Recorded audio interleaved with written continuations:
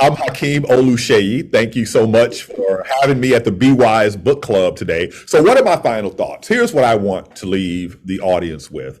The first thing is, I think that my story illustrates several things. For on the one hand, I was in a struggle, and it was my perseverance through that struggle that allowed me to actually come out on the other side. And so what I've seen in my own life is that for everybody I know who wanted to become something in life that required education to get there, so this excludes entertainment, athletics, that sort of thing, but everybody who wanted to become something via education, who actually tried, they all accomplished it.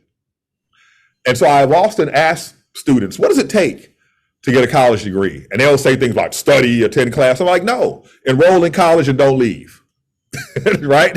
You'll get a degree. That's when you leave. There is no magic formula, right? It's hard work and it's help, and nobody can do everything on their own. And so sometimes when when we divide the when we divide the world up into haves and have-nots, when it becomes to academic knowledge and many other things, it's proprietary. You may have it in your family, in your community, and you may not.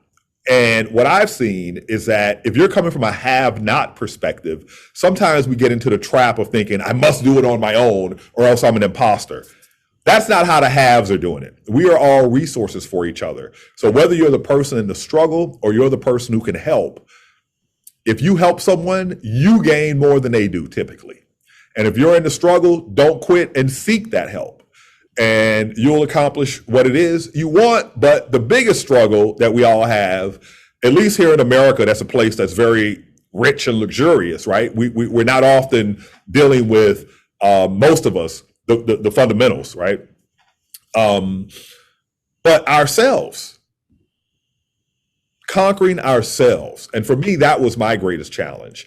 And learning that self-love and that self-respect and that self-belief is vital. And if you're living in a world, we live in a world as humans where there's always an identity hierarchy. And in our country, we know where the intersections at the bottom of that hierarchy are.